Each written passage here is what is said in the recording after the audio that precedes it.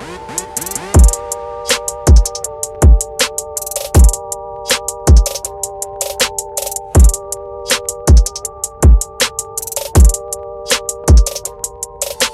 up, everybody? Welcome back to the Sicko Sports Podcast. This is episode 46 if you're following, if you're counting. Thank you guys for being back. I know it's been a little minute, but I am back. It is Wednesday, February 23rd. Still waiting for that Donda to come out. I ain't spending $100 on it. That shit needs to hit Spotify, whatever, Tidal. I don't care. It needs to hit something, man. I gotta hear that Donda too. I can't be sitting here waiting for it, trying to get me to spend $100 on your album, Kanye. It ain't gonna happen, Bubba. I do love Kanye though. That's why I gotta listen to it. But I can't spend $100 on it. Anyway, welcome back. I know it's Wednesday. I know typically Wednesdays are about the NBA. They are centered around basketball, but it's been a minute. I missed the playoffs, Super Bowl, didn't get to talk to you guys about it, so I'm putting it in on today's episode, heavy NFL talk, recap of the playoffs and the Super Bowl. Not a heavy recap, just kind of what was going on, and it sucked that I missed those because it's probably the best playoffs ever. To be honest, I don't remember a playoff that was this competitive and this good in a minute, right? There's always great playoff games, but it's like every single game was close. Pittsburgh, not so much, right? Pittsburgh, Ben Roethlisberger's last game of his career wasn't the send-off he would like, but we kind of assume the way they got in, how they've been playing throughout the season. When you have no offensive firepower and you're trying to beat the Kansas City Chiefs, it's going to be a long day for you. And that's what happened to Pittsburgh. But besides that game, every playoff game was insanely close. I mean, every San Francisco game was down to the wire, down to the last seconds of each game. The Rams, the Bucks, every game was incredible. The Bengals, their game against the Titans, their game against the Raiders, their run to the Super Bowl was one of the best runs we've ever seen. And hopefully that carries on. Hopefully that continues this trend going into next year and into the rest of the playoffs. This is the kind of a playoff atmosphere that we wanted. Having the stadiums packed again, having the crowds back for the playoffs. There's nothing better, man.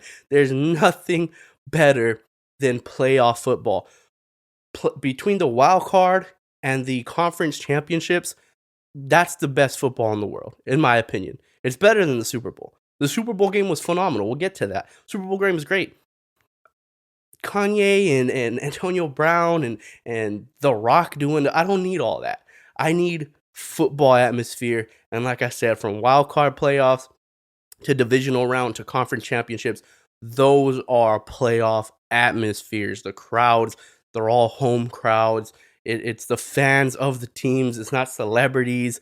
If there's a celebrity there, it's because that celebrity loves that team. That's the way it goes down in the playoffs, and that's what we love about the NFL playoffs. So, unbelievable games, matchups, crazy. Was that the last we saw of Aaron Rodgers in Green Bay? What happens with the Raiders moving forward? So much turmoil for a team that made the playoffs and had a legitimate chance to beat the team that got to the Super Bowl. What do you do with them?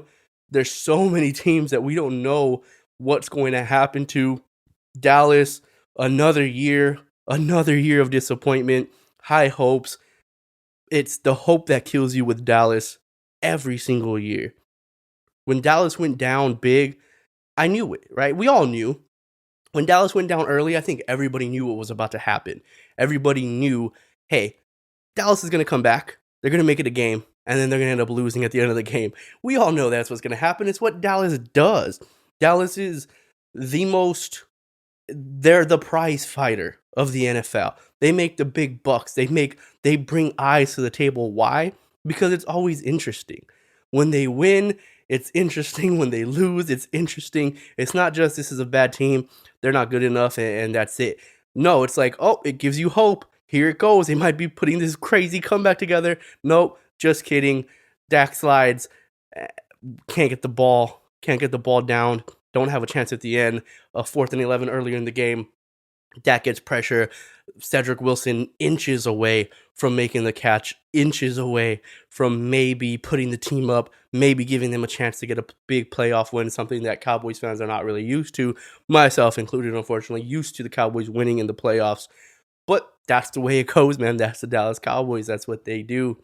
And every other game was great. Like I said, San Francisco, Jimmy Garoppolo, what's going on? What is San Francisco going to do? How much faith do they have in someone like Trey Lance? A concerning sign for me, if I'm a San Francisco fan, is if Jimmy G stays. If Jimmy G stays, listen, I'm not betting that he's going to stay. I'm with you 100%. Jimmy G's gone. But if Jimmy Garoppolo stays, for some odd reason, I'm very worried about Trey Lance in the future.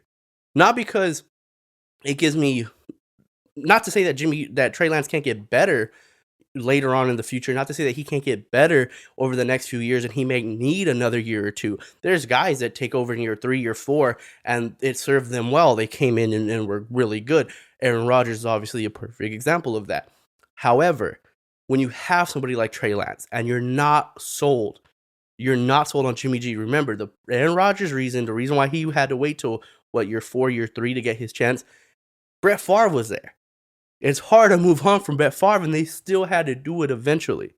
Aaron Rodgers was so good, they had to move off. They had to move on from Brett Favre.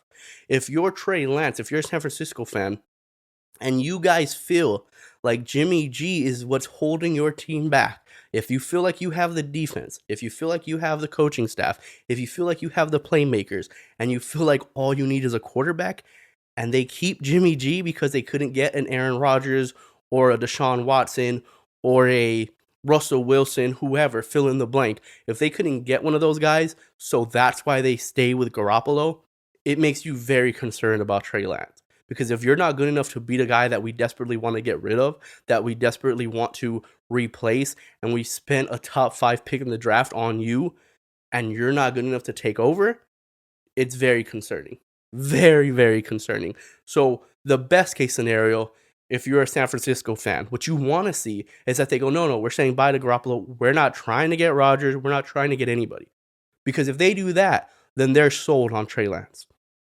Then Shanahan and that staff is sold on Trey Lance, and that's what you want as a 49ers fan, is for Trey Lance to be a guy, for them to be sold on him and have all confidence in him. It's the same thing that's going on with Green Bay. Now, obviously, Jordan Love wasn't a top 3 pick in the NFL draft, but at some point, if you see the Packers consistently holding on to Aaron Rodgers every single offseason, they go into it saying, no, we got to keep him. No, we got to keep him. No, we got to keep him. That tells you 2 things. One, Rodgers is still playing at an extremely high level, which no one could doubt that. He's 2-time back-to-back MVP. How do you get rid of that regardless? But where's Jordan Love's progression going? How good is Jordan Love doing? Because we don't know. The only people that know are the guys in the locker room. It's the coaching staff. They spend every single day with Jordan Love. So if they are staying with Aaron Rodgers for longer than this season, it kind of leads you to believe that maybe Jordan Love isn't ready. I mean, how disappointing would that be if you're a Green Bay fan? How disappointing is that if Aaron Rodgers stays in Green Bay, Jordan Love's rookie contract is up, and they just don't re-sign him because he didn't progress to the point that they feel confident in him? Or they trade him away year 3, and they get back something that is way undervalued for where they got him in the draft. How disappointing is that if you're a Packers fan? Because then you start sitting there going, well, damn, man, we could have used that first-round pick on something that could have helped us push ahead of that NFC championship game. We could have used something to push ahead of that divisional round game. We were the number 1 team, and we used a first-round pick on a backup quarterback. So the Packers are in the same boat as the Niners. The best case scenario for the Packers is if the entire staff and if the Packers organization was like, no, we're good, Aaron. See ya. We'll trade you for whatever we can get. We're good on you, though. That would be great for the Packers. I know it sounds weird because you go, no, I don't want to get rid of Aaron Rodgers. But that would show that Jordan Love has progressed to a point where they're very eager to play him. Even if that means he's not Aaron Rodgers, they're still eager to play him because he's young with a lot of room to grow. If they're very hesitant to hand him the keys, it's because he's not ready. He's not ready to take that leap. He's not ready to take over, especially for an MVP like Aaron Rodgers, which is why it's even more concerning if you're a San Francisco fan if they're not ready to hand the keys to Trey Lance. It's one thing to say we're not going to hand the keys over when the driver is Aaron Rodgers. It's another thing to say we're not going to hand the keys over when the driver is Jimmy Garoppolo. Those are night and day comparisons. So for the San Francisco 49ers, very interesting. For Aaron Rodgers, can we get him in San Francisco? Can we get him there? Like, a guy growing up, this is his childhood team. This is his favorite team. Said he started watching football. He was a Joe Montana fan. He followed the Niners. He's a diehard Niner fan. Get him in San Francisco, man. What are we doing? It's the end of his career. Get him there. Listen, I don't want it either in terms of my team. If you're a fan of another team in the NFL, you're like, hell no. I would hate to see the Niners with Rodgers instead of Garoppolo. That's dangerous. Trust me, I get it. As a Cowboy fan, I don't want that either. But for Aaron Rodgers, I like it, man. Let him go to where he's always wanted to play. Not to say that he doesn't want to play in Green Bay or he hasn't wanted to play in Green Bay, but when that's your childhood team, man, there's always a special place in your heart. When you sat there on draft night and you were praying, you had your fingers crossed, you saw Micah Parsons' reaction. You saw him and how excited he got when the Dallas Cowboys drafted him. He said, this is a dream come true. This is where he wanted to play. He grew up a Cowboy fan. He's a diehard Cowboy fan. You see the excitement. That's what Aaron Rodgers was building up in the draft. Fingers crossed, please, Niners, take me. They didn't take him. Heartbroken. He was upset. Added fuel to that fire. Made him the player he is. To see him go to the team that he always wanted to go to, that'd be awesome. And I think him and Shanahan, dangerous. Dangerous for every other team. Him and Debo, him and Kittle, come on, man. Come on, man. That would be some of the best weapons. Him and that defense. You're telling me that team wouldn't be the best? Now, I get it. Yeah, I know what you're going to say. Well, they wouldn't be able to just acquire him. Yeah, obviously, we don't know what they would have to give up to get Aaron Rodgers. But as long as they don't give up all of their weapons, you would think that, I just don't know if they have enough. Or if they'd be willing to give what they have. They have enough. I don't know if they'd be willing to give it. Like, what are the Packers asking for? You know what I mean? If the Packers are like, give us Debo and Bosa in the first, it's like, fuck, all right, well, we don't want to give up all that. We still want to have something for Rodgers to look forward to. Denver, talks of Denver coming left and right. It's going to be interesting. I know Rodgers put out some message. I think he put out some long Instagram paragraph, basically just thanking all of his teammates, thanking certain guys in the organization. Everyone kind of took that and ran with that and said, oh, this might be his goodbye. This might be his farewell. This might be because he's leaning to it. He said he had a spiritual trip, something like that. He took time for himself. I think he got high. I think him and Rogan went out on a little journey to outer space, and it's fine. And that's what he's at now. And he had this enlightenment period, and he was like, he said he came out of it and just felt extremely thankful and grateful. And that's why he put this long message out, thanking a bunch of people within the organization, thanking teammates, thanking coaches. I don't think there's much to say about that. Aaron Rodgers is a very unique dude. When has Aaron Rodgers done anything and it's been exactly what it is? Like, Aaron Rodgers walks to the beat of his own drum. Like, Aaron Rodgers does not care about how it looks or whatever. If he feels like saying thank you to the team, he's going to say thank you. And everyone is going to go, oh, that's clearly a farewell. That's clearly a goodbye. And then he'll re-sign with them for a longer contract. Like, you don't know when it comes to Aaron Rodgers. He does what he wants to do. And that's what I like about him, man. I've grown to like Aaron Rodgers more and more. Shout out to the Pat McAfee show for allowing us to see that side of Aaron Rodgers. If you don't watch Aaron Rodgers Tuesdays on the Pat McAfee show, you got to, man. You got to watch it because you get to learn so much more about him and the way he thinks. What you learn from Aaron Rodgers, agree or disagree. A lot of people were out on him for the whole, unvaxxed, and I get it, man. I know people are scared. I know you may have somebody that has been affected with COVID. You yourself were affected with COVID. You understand the realness, and you hate when people downplay it and act like it's not real. I get that. I get all of that. But somebody having their own personal stance shouldn't make you hate that person, right? If Aaron Rodgers was like, it's fake, it's not real, I don't believe in COVID, that's a whole different thing. Like, now you're just being an idiot. Like, now you're just being someone who isn't rational at all in believing. Like, you probably think pigeons are FBI inserted cameras. Like, we don't know what you think at that point. But that's not what he said. He said, for me and my health, I don't feel like it's necessary. Okay, however you feel about him, if you feel like that, thought process is bad or wrong or incorrect, that's fine. That's cool, man. I get that. If you feel like that's stupid, that's fine. But when you hear him talk and you get to see him every Tuesday on that show, you get to see that he's a very thoughtful person, that he's calm, he's chill, he thinks before he speaks, he sits in deep thought, he reads a lot of really good books to help his train of thought. He doesn't badmouth people, he doesn't bash people. Like, he's a cool dude, man. He's a cool dude, and it's somebody who usually when you start hearing and seeing somebody a lot more than usual, people start disliking you. It's been the opposite for Aaron Rodgers. I was always kind of, I don't know if he's a good guy or not, but I just don't assume that he's a good guy. Like, I don't think that Aaron Rodgers is a good guy. All the stories and shit you would always hear with the family issues, and that he doesn't talk to his parents, doesn't talk to his brother, he doesn't talk. It's like, damn, man, how can you get to that point? Right? Are we just going to say that his whole family is a bunch of shitheads, or maybe Aaron Rodgers is a common denominator here? We don't know. But it always led me to believe that maybe Aaron Rodgers is a little bit pretentious. He's a little bit of an arrogant guy. But after hearing him, it's like, I kind of like him. I like the dude, man. I think he's cool, man. I think he's a good guy.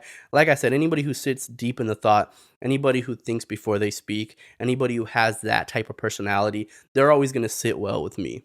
So I'm very interested to see where he goes, and I just hope that it's somewhere where he's going to have that success, man, because I also don't like the way people are trying to talk about the dude. He's a back-to-back MVP. He's a former Super Bowl winner. He does have a ring, and people are talking about him like he's just some washed up, like he's Rex Grossman or some shit. Like, this dude is legit, man. Aaron Rodgers is one of the best quarterbacks we've ever seen. Winning and losing, it's unpopular. As true as it may be, the most unpopular thing you can say, I guess, nowadays is that winning and losing is not a quarterback stat. It has never been and will never be a quarterback stat. Tom Brady is an anomaly. Tom Brady is a one of one. Tom Brady made winning look easy. Tom Brady made people believe that if you are any good as a quarterback, you should have multiple Super Bowls. That's not realistic, guys. There's a reason why Tom Brady has more Super Bowl rings than any other franchise. There's a reason for it. That dude is a one of one who is put with a coaching staff and a team and had the financial support and understandings to not take the big money, to allow his team to do what they wanted to do, with a coach and a staff that were doing all the right things, making sure he had a good offensive line, making sure that they had always a good run game without spending money on a run game, having great draft picks and unbelievable defenses. Like, he had everything in place. And then you put on the fact that he's one of the smartest quarterbacks we've ever seen. That's why he was so damn successful. He goes to Tampa Bay. He gets to pick the team that he wants to go to. He gets to bring in a guy like Antonio Brown. He gets to bring in a guy like Gronkowski. He gets to bring in a guy like Leonard Fournette. What do you expect? So winning and losing has never been a quarterback stat. It won't be. Right? You don't say Jimmy Garoppolo is now better than Aaron Rodgers and Dak Prescott because he beat them. He didn't beat them. The Niners are better than those two teams. Because of many reasons. Because of the O-line, because of the D-line, because of secondary, because of the weapons around them, because of coaching staff, because of game plan. Sometimes because of luck. Like, winning and losing is not a quarterback stat. What you want to look at is just use your eyes. I don't even care about stats. Most people would say, well, look at the numbers, and that'll tell you. I don't even care about the numbers. Just watch. Just watch the way they play. Watch the way he throws the ball. Watch the way he orchestrates the offense. Watch the way he gets into the things he wants to get into. Oh, he had a bad game when it was snowing? He had a bad game in freezing temperatures in the snow? Okay. I didn't see Garoppolo throw for 400 yards. They both struggled. Tough to throw in that weather. They lost because they got a blocked punt. So if they don't block the punt, then Aaron Rodgers is back to being a hero? No, man, he's a good quarterback. Good quarterbacks lose. Good quarterbacks win. It depends on the game plan. Depends on the team. Depends on the matchup. winning and losing will never be a quarterback stat. So, yeah, for that reason, same reason for Mathew Stafford. And we'll get into that. The Super Bowl, I was going for the Rams. I wanted the Rams to win. Listen, nothing against Cincinnati. Cincinnati was kind of it was almost a hype boy pick. Like, if you were a fuck boy, you were going for Cincinnati. It's just a hype boy pick. Joey B, iced out. Listen, I love Joey B, man. I love the swag on that dude. I love the way he balls. But it was a hype boy pick. I wanted the Rams to win for multiple reasons. One, I wanted people to put some respect on Mathew Stafford's name. And I know that this is a very, very fickle fan base, the NFL fan base. Like I said, people think winning and losing is a quarterback stat. And Mathew Stafford is a perfect example of that. This was not Stafford's best year, guys. He struggled at certain points of the season. He struggled at points of the season where you can't really struggle. He threw multiple interceptions in multiple playoff games, including the Super Bowl. That's not great. But by getting a Super Bowl ring, now everybody's, oh, he's this, he's that, he's great. He's always been good. And I'm not saying Mathew Stafford isn't good. What I'm saying is that he's always deserved his flowers. When Mathew Stafford went to the Rams, I said, go back and watch the podcast. I don't know what number it was. You're going to have to go back a few. But when Stafford joined the Rams, I said, that should be the team to pick. That should be the team to beat. Even over Tampa Bay. That team's going to be very scary. Now, that was before Von Miller. That was before Odell. That made it even scarier. That made me feel even more confident in them to be able to go through the playoffs. I like Sean McVay. I've always been a big fan of Sean McVay. But Mathew Stafford has always been good enough. That's a perfect example of what I'm talking about when winning and losing is not a quarterback stat. He hadn't won a playoff game. Mathew Stafford had not won a playoff game. Because he was in Detroit. He was playing with the Detroit Lions. I mean, come on, man. You know how many offenses he went through? How many different coordinators and coaches he went through in Detroit?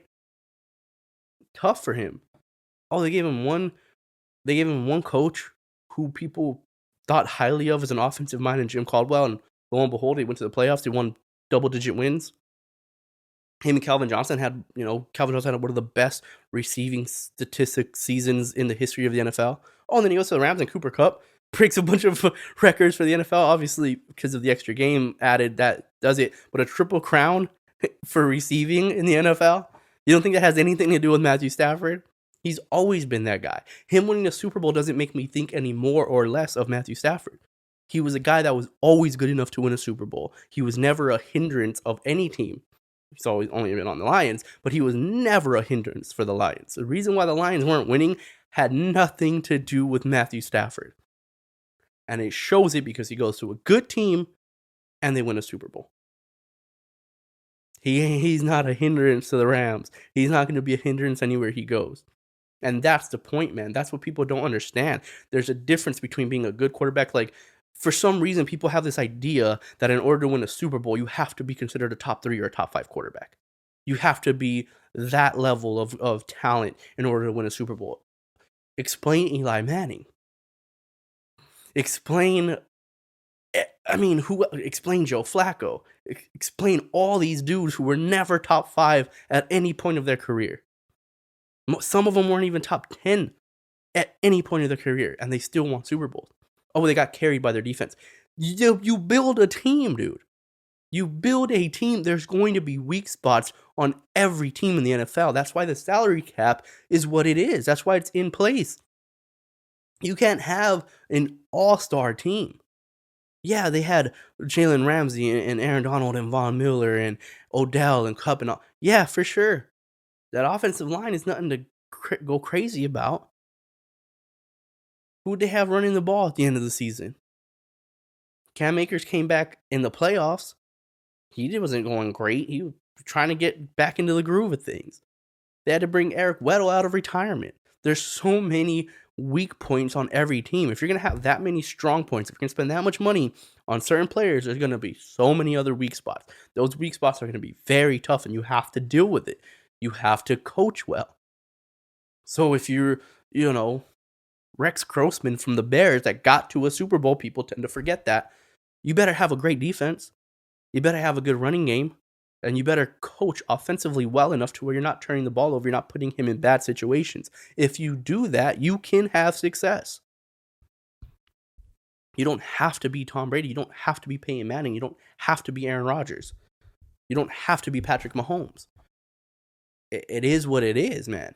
You build your team around it now. If a quarterback is average to below average and you try to build a team around that guy, yeah, you're setting yourself up for failure. But if a guy is good, there's a difference between, I think people have this weird understanding of what good is.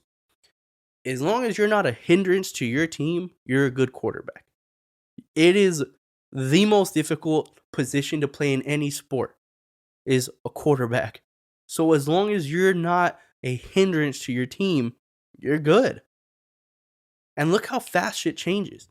Mitch Trubisky people thought he was going to be the next big thing in his first, his rookie year with Chicago. Mitch Trubisky looked like he was going to be a guy. Blake Bortles looked like he was going to be a guy in Jacksonville. And then what happens? Like that. Situations change. You get new staff. People catch on to you. People start game planning for you. Your team changes a little bit. You lose a few weapons, and all of a sudden, boom. Now you're a backup. Now both of those guys, do you ever see them starting again? Probably not. It changes in a heartbeat. So what, a guy was good and got bad? No, they're still the same guy. They're still the same guy. They just aren't having success. And that's what's crazy, man. That's what's crazy about how people view those things. And the Super Bowl is a great talent of that. And the other reason I love the Super Bowl is because I can't have a team with a bad offensive line beat a team with a great defensive line. I would hate that for the direction of the league. It scares me, being a fan of another NFL team, to see the Bengals go to a Super Bowl and potentially win it. Because it's a copycat league. If the Bengals go to the Super Bowl and beat the Rams, especially the Rams in the Super Bowl, teams are going to go, all these GMs and owners and people that are running whoever's in charge of the roster build is going to go, why the fuck do we need an offensive line? Let's get a quarterback and a wide receiver. Let's get a great running back. Let's get some guys on defense. Offensive line's the last thing to worry about. Look at what the Bengals did. Like, no, man, there's a reason the Bengals lost because of the offensive line. Their offensive line was not good enough. They were triple teaming Aaron Donald at points. The Rams made an adjustment, got Aaron Donald free, and it was a wrap. 6 sacks in the second half alone? Nuts. I think they broke the record, or at least tied the record for most sacks in a Super Bowl. That's why they lost. Early in the game. It was clear. It was evident. The game plan for the Bengals was get the ball out as quick as you can. We don't have time to set any shot plays up. We don't have time to set anything up downfield. They got one, obviously, Ramsey. Well, two on Ramsey. They got the one on the right sideline. Jamar Chase made an unbelievable play. Got past him, made a crazy catch. And then on the left side where they fucking pass a face mask clear, and dude yanks Ramsey's face mask backwards, catches and scores to open up the second half. It is what it is. But they didn't have time to set up double moves and crossing plays across the field. They didn't have time for that. It was all quick stuff. The deep passes that they had were just go routes on the outside. They didn't have time. You don't have time, you're limiting your playbook. Anytime you're an offensive coordinator and you have to limit your playbook, you want to be able to open your playbook up as much as possible. That's why field position matters so much. I try to explain that to people all the time. Whenever your team's backed up inside the 10, especially backed up inside the 5, your playbook goes from here to there. We only got a couple options here. We're just trying to avoid a safety or some, God forbid, a defensive touchdown here. Your playbook shrinks. And when your playbook's shrinking just because of personnel, it's tough, man. It's tough. You're going to need some crazy plays. You're going to need guys to be heroes, basically. And Jamar Chase was almost that. Joe Burrow did a good enough job. Gave him a chance to win. But at the end of the day, why did they lose? The offensive line just couldn't hold when they needed to hold. And people talking about the referee. Listen, dude, what game has been perfectly reffed? What game has been officiated perfectly? It's impossible. I thought the game was officiated fine. They missed the face mask on Jalen Ramsey. Questionable holding or pass interference called on Cooper Kupp. It is what it is. Aaron Donald, I forgot which offensive lineman it was in the NFL. I don't remember who it was. Damn, I can't remember. There's an offensive lineman in the NFL posted a picture of Aaron Donald, and he was like, they usually give you a warning, but he's clearly offside. Yeah, Aaron Donald was definitely offside on that play. His head was over the ball. But they were consistent with that. Throughout the entire game, both defenses were lined up offsides. Both defenses were lined up offside. Throughout the entire game, I was like, yo, this dude's offsides. Yo, this dude's offsides. And they just weren't calling it. They were just giving so much leeway. And you go, well, that's unfair for the offenses. They were giving leeway for the offensive line. There were so many times where the offensive linemen, if you guys don't know, you're supposed to be on the line of scrimmage.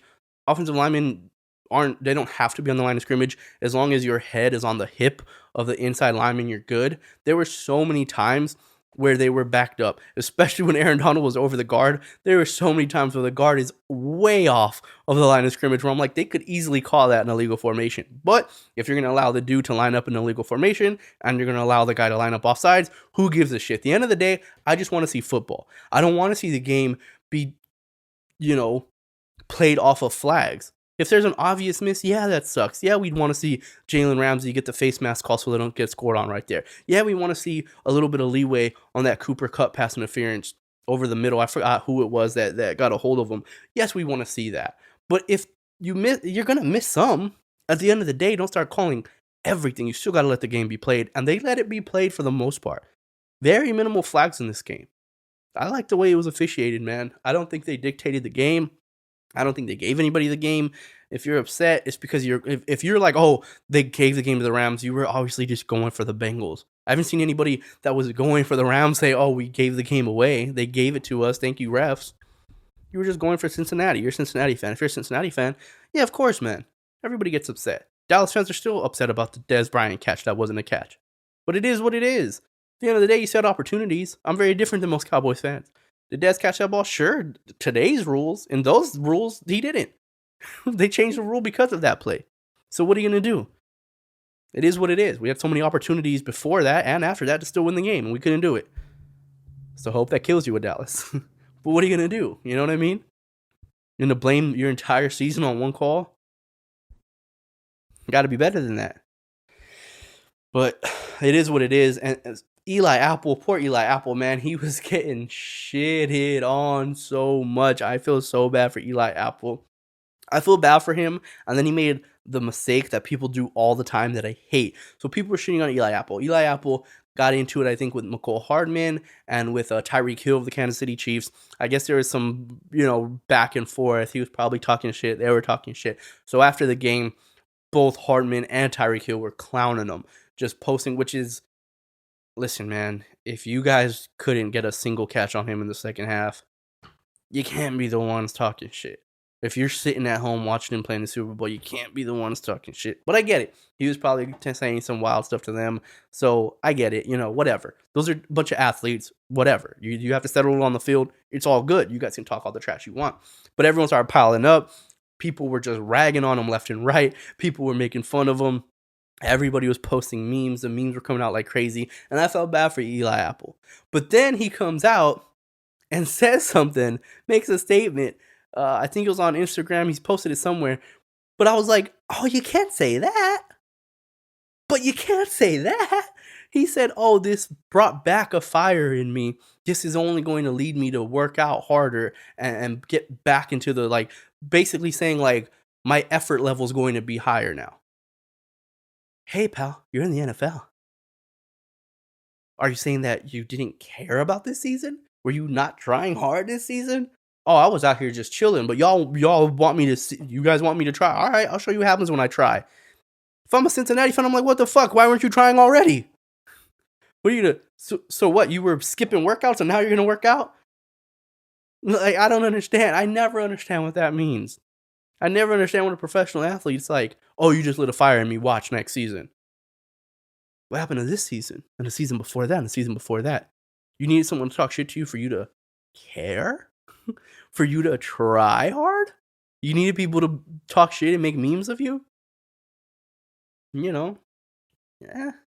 Kind of weird. I never understood that. I've never understood that. If you're in the NFL, I'm assuming that you're playing to your capabilities. And for Eli Apple, he is. I promise you this. Eli Apple's not going to be a first-team All-Pro next year. He's not going to all of a sudden turn into, I would say Jim Ramsey. I know he got shitted on, but still he's one of the best corners in the NFL. He's not going to turn into one of the best corners in the NFL. He's not going to turn into Darrelle Revis next season. He's just not. I truly believe that Eli Apple works his ass off. He works hard, and he is the best that he can be, which is a starting NFL corner. You're already a small portion of the world. You've already done what only a very small portion of the world can do, especially even ones that try to do it still can't do what you've done. You've been a starting corner for a pretty long time in the NFL now. That's very impressive. People make memes. All right, man, fucking make memes. It happens. Who's ever been shitted on and not made memes? Darrelle Revis, one of the greatest corners of all time. That one-handed catch from Randy Moss in the back of the end zone still gets posted today. It's like, golly, man, you can't have you know what this man does on a daily basis, but the one time somebody made a crazy play on him, the one time he got toasted, it's like, well, we're just going to stick with this. What happens. NBA players, I don't care how good of a shot block you are, you're going to get banged on. And when you get dunked on, that's what lives on the internet forever. So who cares about all that shit? Just do your thing, man. Eli, you ain't going to get better, man. You ain't going to get better. You can work hard. You can stay in shape, do your thing, whatever. If you get substantially better, that's annoying. I'd be so upset. You know how mad I'd be if I think he was drafted by the Giants, if I'm not mistaken. But you know how mad I'd be if I was a former teammate and then this motherfucker turns into the greatest corner of all time just because someone made a meme about him? Like, bitch, what were you doing? We could have used that. We could have used, we would have kept you. What are you doing? So now you're the best corner? Now you're a top 5 corner in the NFL because someone made a meme about you? That'd be wild. But yeah, crazy times, man. Congratulations to the Rams. Congratulations to Mathew Stafford. And speaking of Mathew Stafford, I want to touch on this Richard Sherman stuff. Richard Sherman came out and said some, I was going to say wild stuff. It wasn't really wild, but he was being a little bit of a hater, man. He was being a little bit of a hater, and Richard Sherman usually speaks the truth. He speaks facts. And even if his statements about Mathew Stafford are facts and true, why would you be the one to try to take the shine away from somebody? I don't know. Maybe I'm missing it. Maybe Mathew Stafford had previously said some wild shit about Sherman. Maybe they have this beef that I don't know about. Maybe they just don't like each other. Or they've crossed paths in the before and dislike each other. Something must have happened for Richard Sherman to come out and just openly be like shitting on Mathew Stafford, trying to take praise away from Mathew Stafford. Like, what did he do to you? You know what I mean? Like, I don't get it. Now, I'm not saying what Richard Sherman said isn't accurate or, that's how he feels. But if you're not familiar, Richard Sherman basically came out and was like, Mathew Stafford's not a Hall of Famer. The Hall of Fame bar is so low now, blah, blah, blah, blah, blah. Basically just saying, like, this dude's not a Hall of Famer. Just because he won a Super Bowl doesn't mean he's a Hall of Fame quarterback. Like, we need to stop with how low we set the bar for Hall of Fame. Okay, cool. If you believe that, all right. But you're an alumni. You know what I mean? Like, this is supposed to be a brotherhood. Why would it be you taking away his shine? Are you surprised at the overreactions to a Super Bowl? Tell me when's the last time any team has ever won a Super Bowl and there wasn't overreactions? Tell me when. And the other thing is, Mathew Stafford is a Hall of Famer. He is, man. I'm sorry. He is. Why? Because it is so hard to be consistently good for as long as Mathew Stafford has been. And I know what you're going to say. Hall of Fame isn't about being good, it's about being great. We didn't have the opportunity to see how great he was. We can only tell that he was always a top 10 quarterback. Always a top 10 quarterback in Detroit. We know this. And it is very hard to do that. You're talking about a dude that came in, played with the Detroit Lions, and in that time, he saw guys come and go. He saw guys like Andrew Luck into the league and leave the league. RG3 into the league, leave the league. Colin Kaepernick into the league, leave the league. He was there before them, he was there after them, and he was consistently better than them, and then he won a Super Bowl. How is that not a Hall of Fame career? I think people are mistaking, and I think Richard Sherman's mistaking Hall of Famer where's first ballot Hall of Famer. First ballot Hall of Famer, right? When you get into the Hall of Fame on your first year of eligibility, that's special. That's reserved for the Tom Brady. That's reserved for the Peyton Manning. But unless you can tell me every single person that is already in the Hall of Fame and you can legitimately say that they are all better than Matthew Stafford, there's so many guys in the Hall of Fame that Richard Sherman doesn't even know exist, that he never saw play, never knew existed, he don't give a shit about. Why would you care so much about whether Matthew Stafford's a Hall of Famer or not? And the same thing would for Richard Sherman. If Richard Sherman gets voted into the Hall of Fame, cool. That's not an issue. Especially another NFL player that played alongside Richard Sherman at the same time Richard Sherman played. If any of them came out and was like, Richard Sherman's not a Hall of Fame player, blah, blah, blah, blah, you're just a hater. Why does it matter to you that much? For you to openly just come out and just try to take the shine away from Matthew Stafford. Let him be, man. He just won a Super Bowl. Let him do his thing. I don't get it, Sherm. And I agree with Richard Sherman like 90% of the time. But this is just one of those rare instances where, hey, if that's your opinion, that's cool. If somebody asked you, right? If somebody asked you, Matthew Stafford, do you feel like he's a Hall of Famer? And he's like, he's been a good quarterback. I wouldn't put him in my Hall of Fame. If I was doing a Hall of Fame, I wouldn't put him in there. I reserve my Hall of Fame for few. If it was me, there are so many people in the Hall of Fame that wouldn't be in the Hall of Fame right now. I just feel like the Hall of Fame should be limited to few. Like, it should be limited to the GOATs. That's what he should have said. And that's only what he should have said if someone asked him. Nobody asked you. You just came out where it's like, oh, I'm seeing all these tweets and all these things about Matthew Stafford being a Hall of Fame quarterback now. Hell no, it pisses me off. And then you go out and, why? You're shocked at an overreaction? Now, I'm not someone that'd be pissed if Matthew Stafford didn't make the Hall of Fame. I think he will eventually. I don't think he's a first ballot Hall of Famer, but I think eventually he'll get in. I mean, Jesus Christ, people are talking about Tony Romo being in the Hall of Fame. You don't think Matthew Stafford deserves to be in the Hall of Fame? Matthew Stafford has been so consistently good for so long. And now, yeah, having a Super Bowl ring helps because it's an accomplishment. Again, winning and losing is not a quarterback stat, but having a Super Bowl ring is an accomplishment, and an accomplishment that could give you the nod into the Hall of Fame.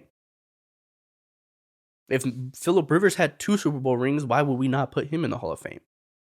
Eli Manning's not better than Matthew Stafford. Never has been. There's never been a day in Eli Manning's life where he was a better quarterback than Matthew Stafford. But he has memorable playoff moments and 2 Super Bowl rings. So if Eli Manning gets in the Hall of Fame, hey man, it's all good by me.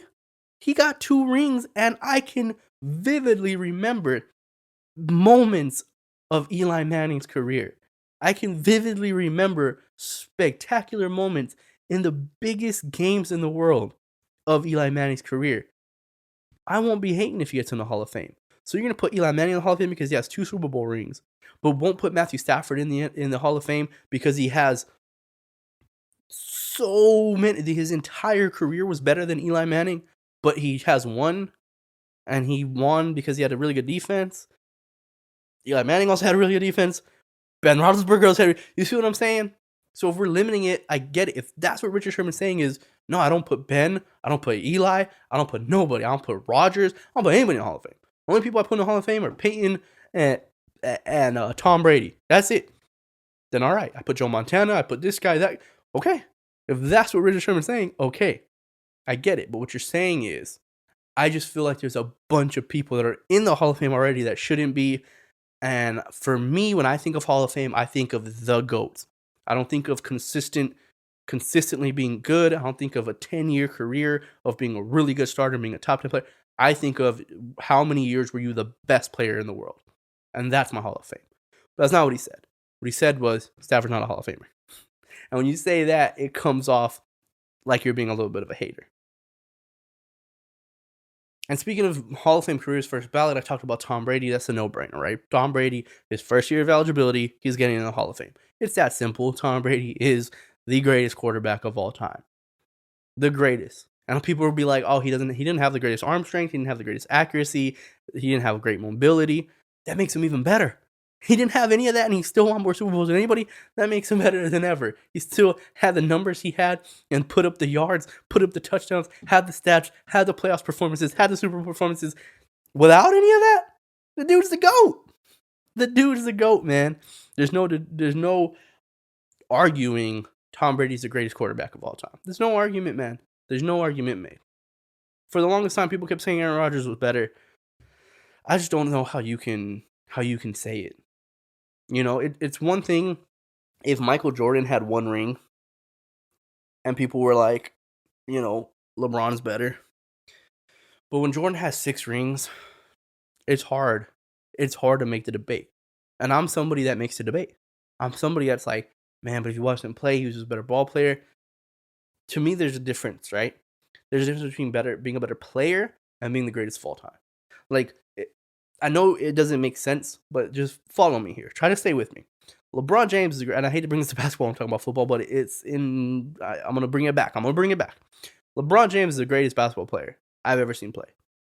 And I've gone back and watched a lot of Michael Jordan tape because I wanted to make sure. Because I didn't get to see Michael Jordan live. I was too little.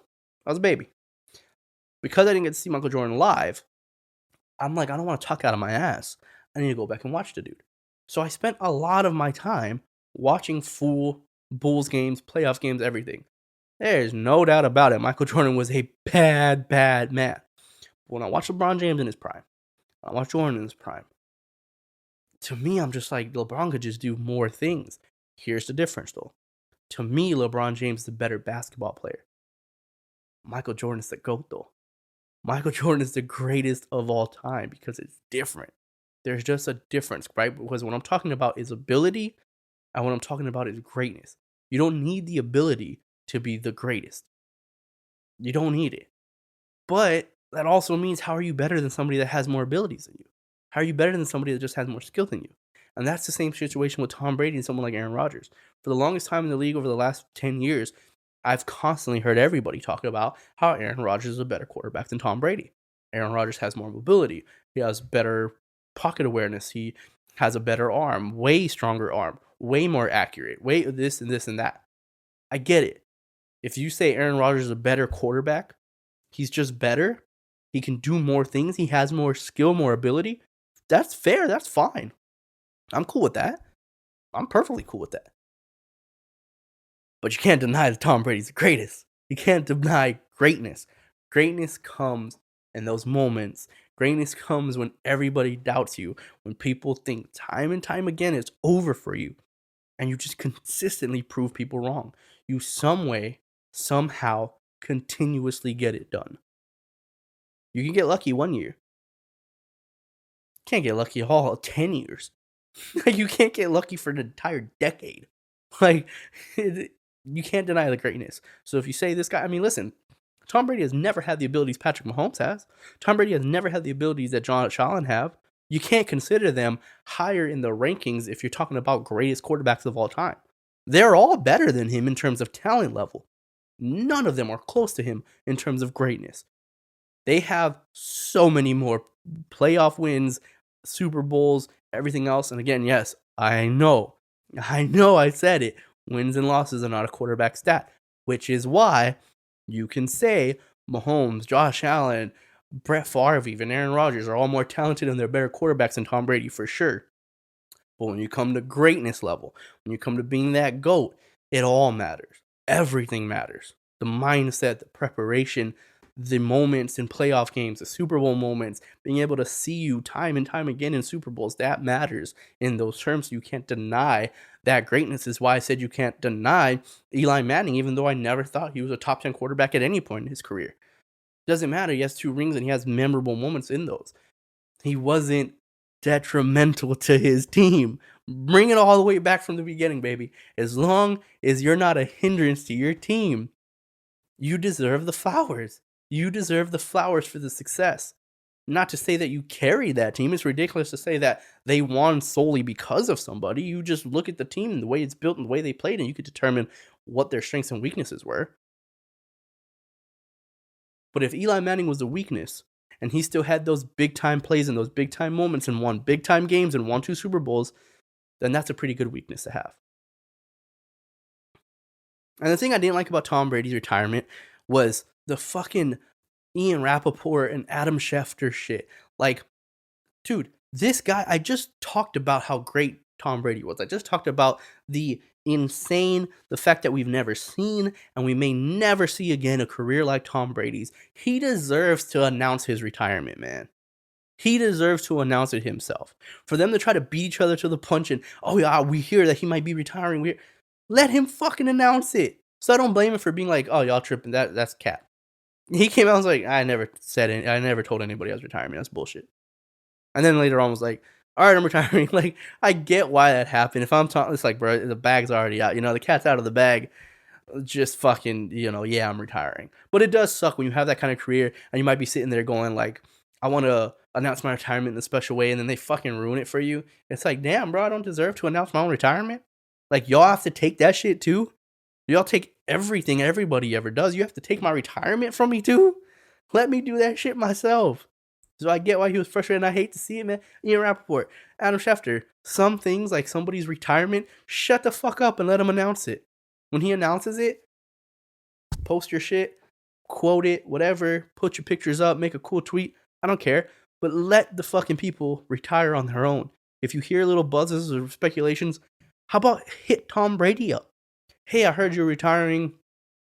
Is there any statements or any quotes you can give, man? Can you give me the yay or nay?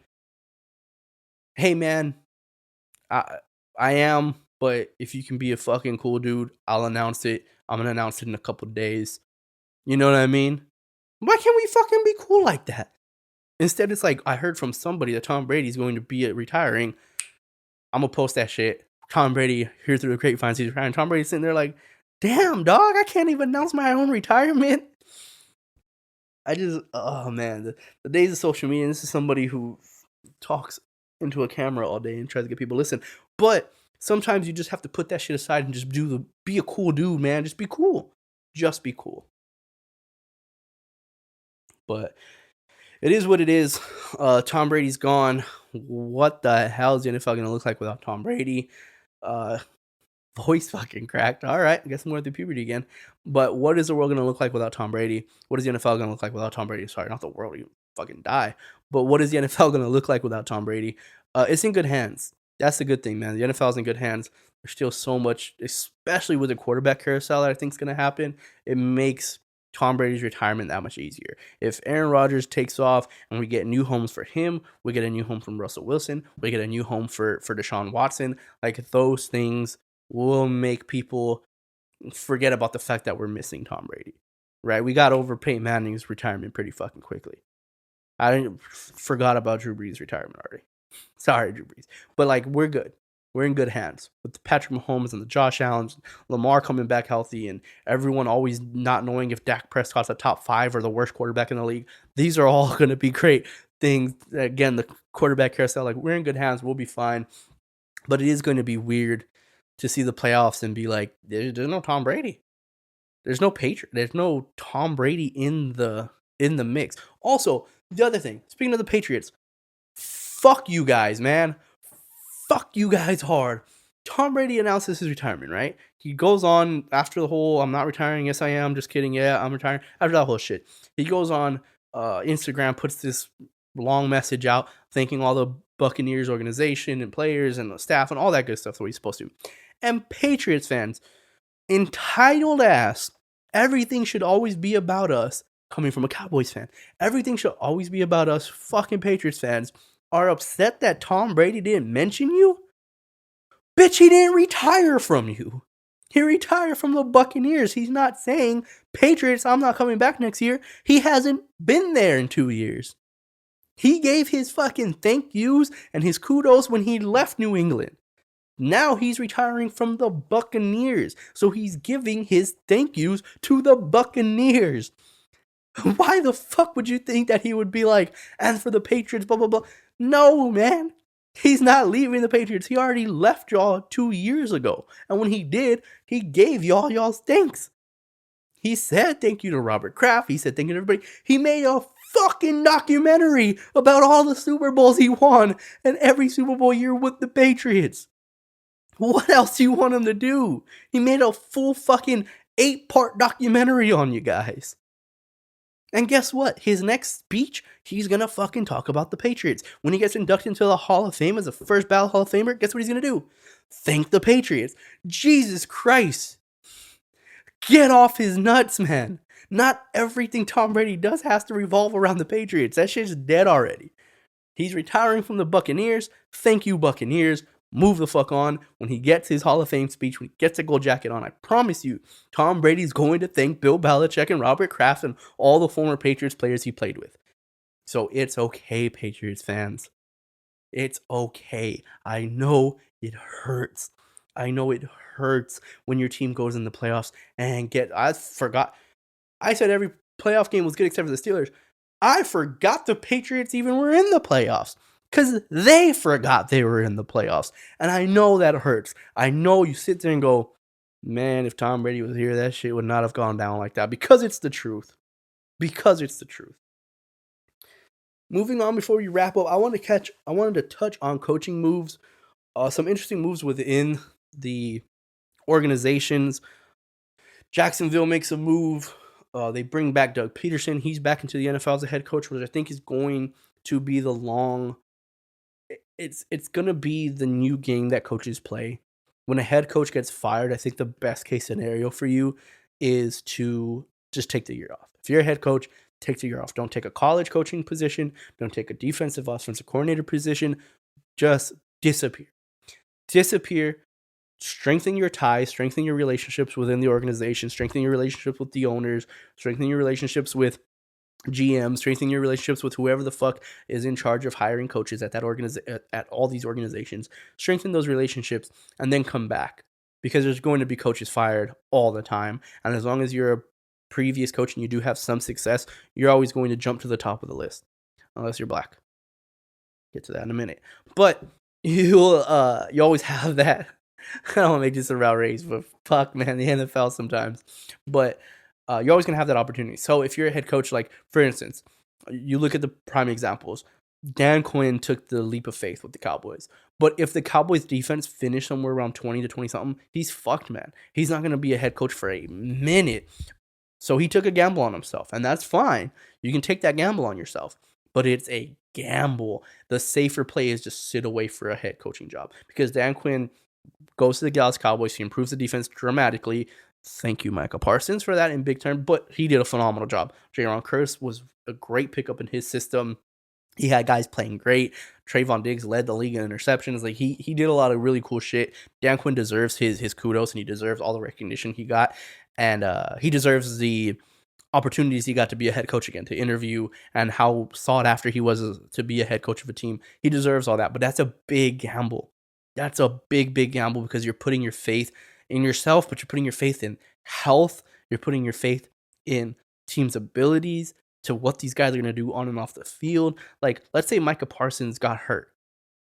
Let's say so-and-so got in trouble. Let's say Randy Gregory got suspended again. Like, you're fucked, man. If all those things happen and the Cowboys defense wasn't good, which it's not like our defense was phenomenal. It's not like we're a top 5 defense in the NFL. But if the Cowboys defense fell somewhere around the 20s, 20-something, 20, like whatever, he would have to be there. He wouldn't have options. He would be like, I'm here for the long haul, and I have to find a way to somehow get this team right if I want to be a head coach again. Now, to Dan Quinn's credit, did I call him Dan Campbell at any point? I feel like I called him Dan Campbell at one of these times that I was mentioning it. My fault, not Dan Campbell. Dan Quinn's credit, he did everything. He might have joined the Cowboys without any intentions to be a head coach soon. He might have joined the Cowboys because he just wanted to get back to being a defensive coordinator. Some people do that. Some people have so much success as a coordinator. They're such a specialist on one side of the ball that being a head coach, it was like, I can't really implement what I want to implement. I think Staley's going through that in Los Angeles with the Chargers.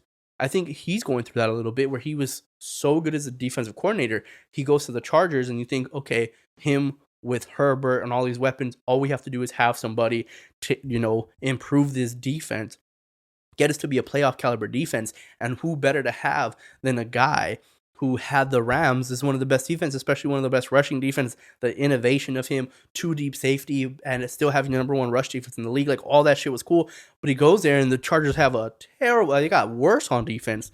And people are like, damn, dude, what happened? We got Bosa, we got Derwin James, we got all these guys, we drafted defensive players. Like, what's going on?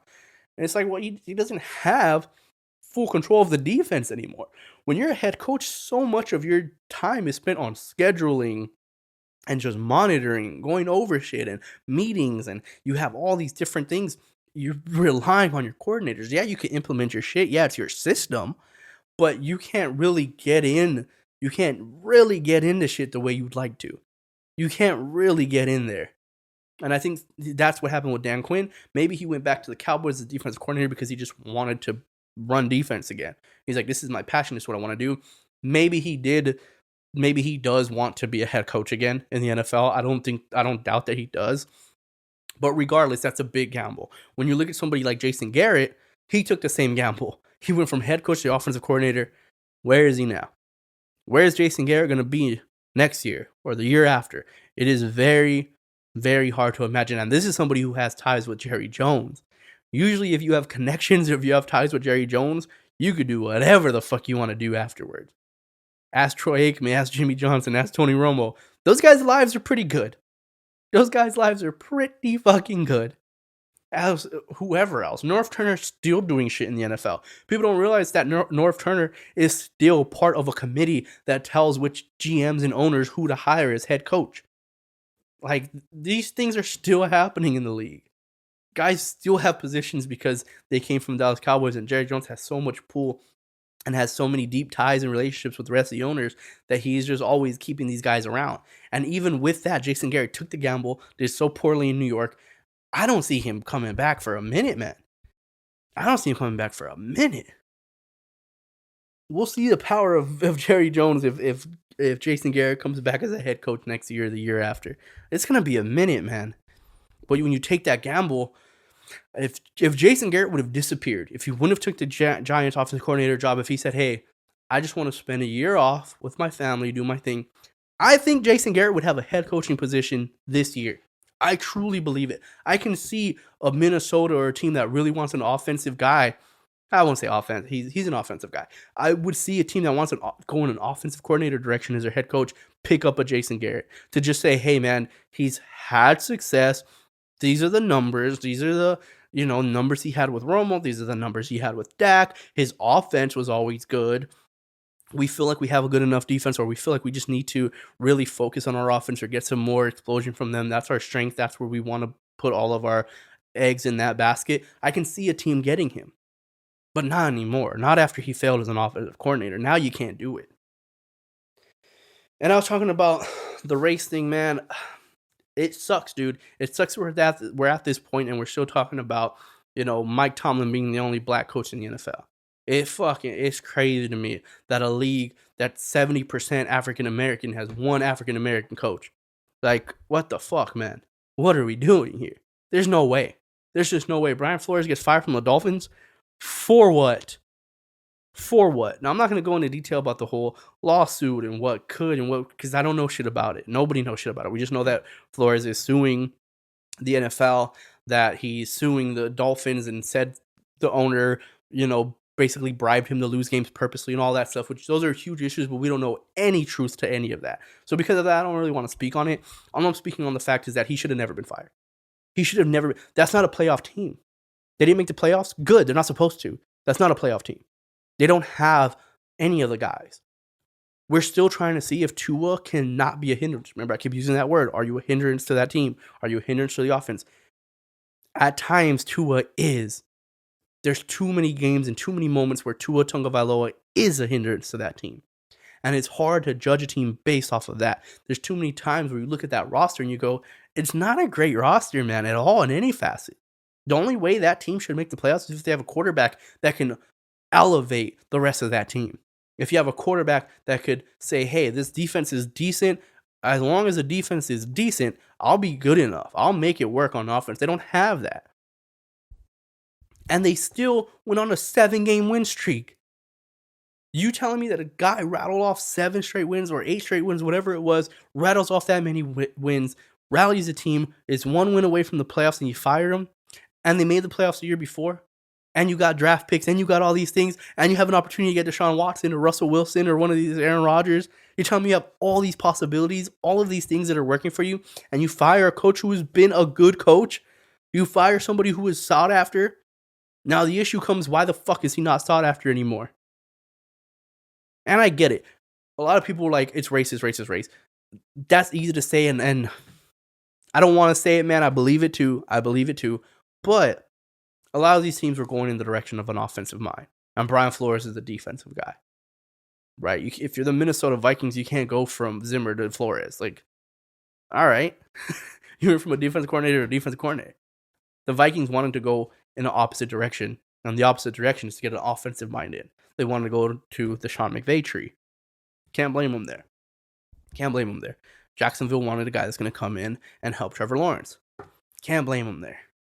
You know what I mean? Like, all those things, it's like it's hard to really blame those teams for wanting to go the offensive route. But Brian Flores is too good of a head coach not to be a head coach, man. He's too good not to be a coach. Especially when motherfuckers are consistently talked about. When Adam Gase got to destroy 2 franchises in back-to-back years, it's bullshit that Brian Flores doesn't have a job. It's bullshit that Jason Garrett was still rumored. I told you Jason Garrett shouldn't be in the NFL for a while, and I don't think he is. But he was still rumored this offseason. He still had his name rumored. But Brian Flores can't get a head coaching job? He can't get a fair shake? Dave Coley from the Texans. Jesus Christ. If you ever talk about a team that should have went 0-18, the Houston Texans should have went 0-18. Their star quarterback decided not to play. Bill O'Brien destroyed that franchise, destroyed that roster, gave Deshaun Watson nothing, pissed Deshaun Watson off, pissed him off to the point where he hates the owner now.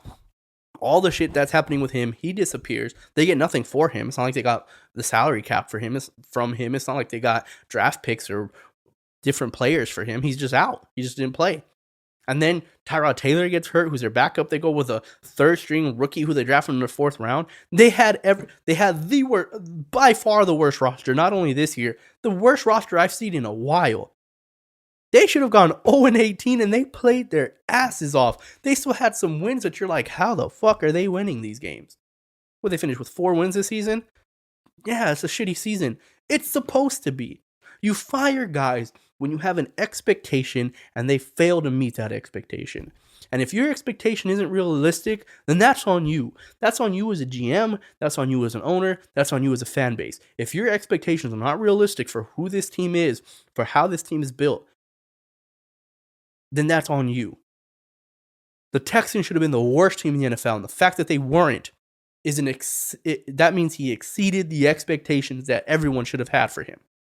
And to get fired for that 1 year? Now I understand if, hey man, this is year 3 and we won 4 games. I don't fucking know what to tell you. 1 year he gets to coach in the NFL and he's out after having a roster that should have been the worst roster in the league, and he somehow, some way isn't the worst. That shit's wild to me. And then on top of that, you look at Rich Bisaccia from the Raiders. Holy shit, man, if you talk about anybody, the amount of turmoil that they went through, Rich Bisaccia and Derek Carr deserve so much credit. I've praised them so many times before. Here's the fucked up part. I'm going to say this, and it might be a hot take. Rich Bisaccia will never, ever be a head coach in the NFL. He became a head coach after their head coach got fired, got removed from the league for comments and emails. After their first round draft pick wide receiver killed somebody and got arrested. After their first round draft pick corner threatened to kill people and got kicked out of the league. He took over and got them to the playoffs and coached his ass off through the time. When did we see the Raiders blow situations? When did we see the Raiders have bad clock management and just poor football IQ? When did we see the Raiders doing those things? When did we see it? He did everything right.